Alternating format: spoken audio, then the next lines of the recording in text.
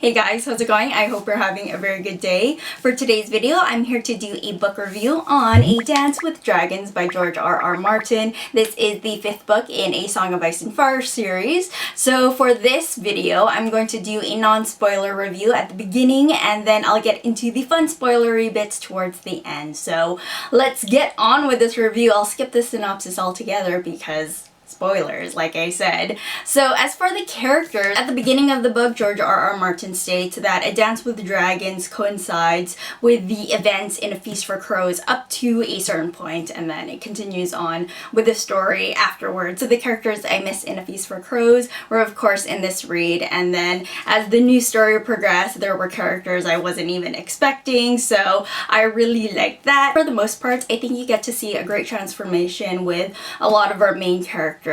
There's a lot of high highs for certain characters and a lot of low lows for other characters. So it's great to see how things have changed and progressed since the first book. Also in A Dance of Dragons, there are new characters, interesting characters that are introduced that I really liked and totally changes the game, I think. So I'm looking forward to see how that goes. There was one character perspective in A Dance of Dragons that I wasn't particularly interested in, and usually that's the way it goes with multiple character perspectives. But yeah, for the most part, I was totally into a lot of the characters. Next, guys, I want to talk about the plot of A Dance with Dragons. Like I said, the events that happen in this read coincide with those that happen in A Feast for Crows. We just get to see other characters' perspective in the matter, and all the doubts and worries I had in A Feast for Crows were addressed in this read, and I won't say anymore. A lot of the events that take place in A Dance with the Dragons happen outside of King's Landing.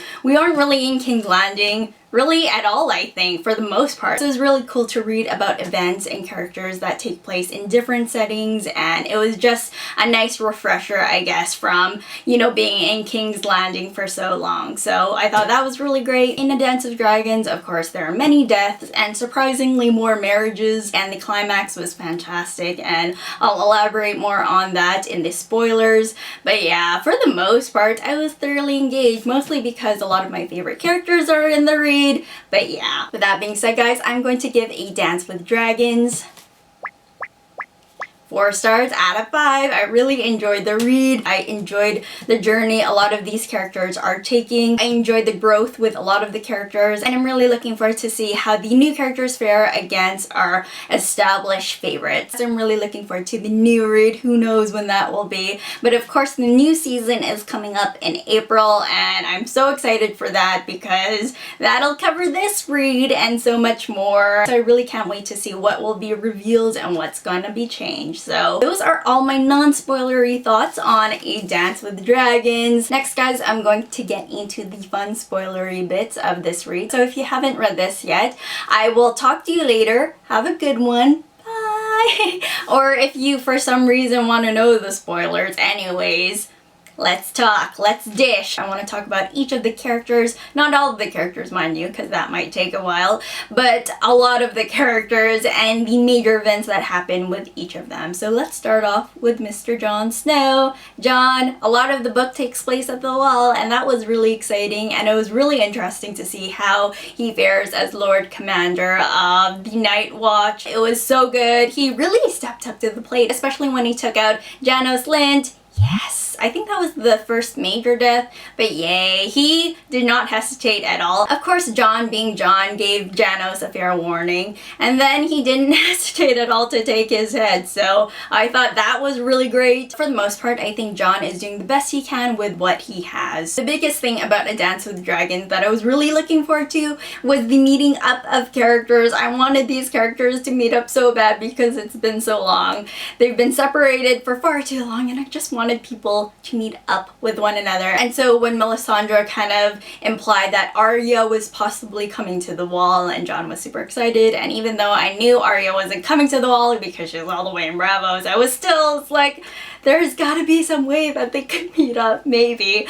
But yeah, anyways. And of course, Jon's cliffhanger. I do not believe for a second that he is gone, that we have heard the last of him. I don't believe it. I will wait till the next read to confirm my beliefs. But yeah, I'm holding out hope that things are well. There's some sort of ruse going on here or something. I don't know. Funny thing is, a couple months back, I did a video talking about A Game of Thrones, and some jackass spoiled that Jon Snow is dead in A Dance with Dragons, and that pissed me off, and I deleted that comment. The only comment I've ever deleted ever because I was that mad. So when I was reading the book and nothing happened to Jon yet, I was like, that liar. I was thinking, man, nothing happened to Jon. He's not dead. He's fine. And then that happened at the very end. It's like, ah. So close. So very close. I was so close. But yeah, so those are my spoilery thoughts on Jon. Next, I want to talk about Melisandre. Is she good? What is she? Because in the other book, she comes off a lot more antagonistic, and in this book, we read from her perspective. And I was kind of thinking, I don't think she's bad or as bad as other characters make her out to be. I'm kind of unsure how I feel about Melisandre. I don't think she's all that bad. And when she did her glamour on Mance Rhaedar is alive. Oh my gosh, when I thought Mance Rhaedar was dead, it's like, oh no. But when I found out he's alive, it's like, oh yes. There's something going on with her character. I don't know what her end game is, but it'll be really interesting to see where her character goes, what she's trying to achieve. And I don't really know anymore, so that's my Melisandre spiel. Next, I want to talk about Mr. Theon Greyjoy, Reek, whatever you like to call him. His chapters were pretty brutal to read, especially at the very beginning. Ugh, I was definitely sympathizing with Theon by this book. Yeah, he's been through quite a lot, more than he has to endure, I think. Of course, that doesn't erase his past, actions. But it was really hard to read his chapters. With Theon's character, I think he's still looking out for his ass because obviously his survival instincts are kicking in and he doesn't want to do anything that will, cause him pain or harm, of course. But I really want to see him redeem himself, and he's making tiny baby steps towards that. I love a great redemption story, so I'm hoping Theon might be that character. What do you guys think? Oh, and of course, he reunited with his sister Asha, so I was quite happy to read about that. These two characters meet up, but boy, was I hoping for more meetups to happen in this book. And the Onion Knight is looking for Bran. Huzzah! I look forward to when that happens. Next, I want to talk about Quentyn Martell. Oh my gosh, Quentyn. When his chapter was introduced, I was thinking, a new character, where's this gonna go? And even though he didn't have a great presence throughout the majority of the read, he's definitely the most memorable character. And yes, it's probably because of what happened at the very end. The taking of the dragons was so way over his head, way beyond what he was capable of, what anyone I think was really capable of. Oh, how that ended was crazy. It was amazing but crazy, and that was the climax that happened. And to see the aftermath of what happened to him afterwards, how he was dying, that was just so brutal to read about. And oh my gosh, so I really can't wait to see what happens with Dorne, how they're gonna react to the entire situation. And yeah, so Quentyn Martell, yes. Next, I want to talk about Victarion. He was one of the characters I wasn't really interested in. I was kind of surprised to read about his chapter. In the list of players in the game, I don't rank them very high. I know, what do you guys think? And next, I want to talk about Arya. I was really surprised to encounter her character. I knew when I first encountered her chapter that the new story was starting to begin, and she's doing it. She's becoming, the no-face assassin. So I'm really hoping I still like her by the end of the series. I still want her to be a Stark. I want her to remember who she is. Next, guys, I want to talk about Tyrion. He is awesome. I love him, and his adventure was fantastic. Man, was he on the sea a lot, and many things happened to him while on the sea, and it was so great. He encountered the crew Aegon Targaryen was on, and Aegon is amazing. I really cannot wait to see what what happens with his character, because it's another Targaryen who has a better claim on the Iron Throne than Daenerys has, so it'll be interesting to see how that plays out.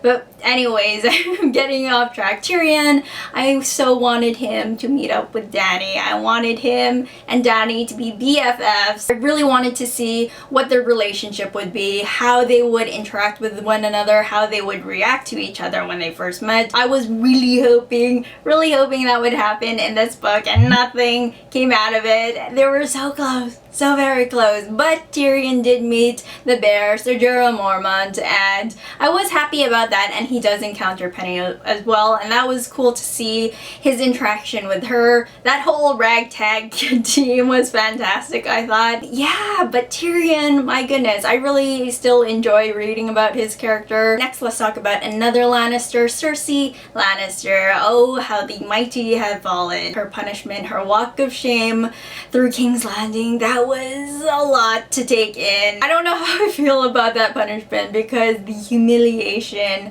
the vulnerability, that was quite a lot to endure. And to see Cersei at the beginning kind of hold her chin high and be strong throughout the walk, you know, she really tried her best not to break down, but of course towards the end she totally succumbed to all of the taunting and the comments and the horribleness.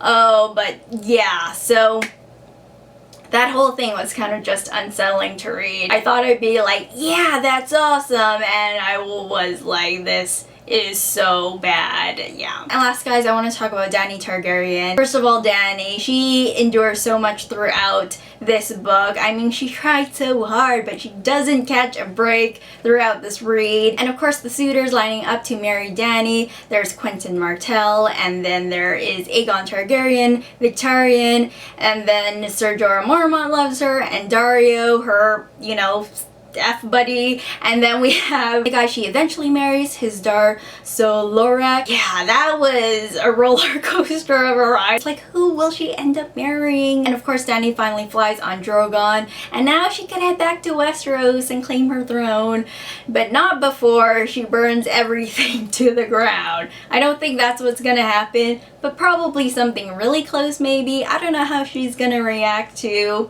Quentyn Martell and her two other dragons, you know, out and about. You don't want to dance with the dragons at all. Anyways, guys, those are all the characters that I can think to talk about. Let me know. Let's further discuss other characters. If there's other characters you want to talk about, what's gonna happen next, let me know in the comments below. Anyways, guys, I really hope you enjoyed this book review. I will talk to you later, and have a very good one. Bye.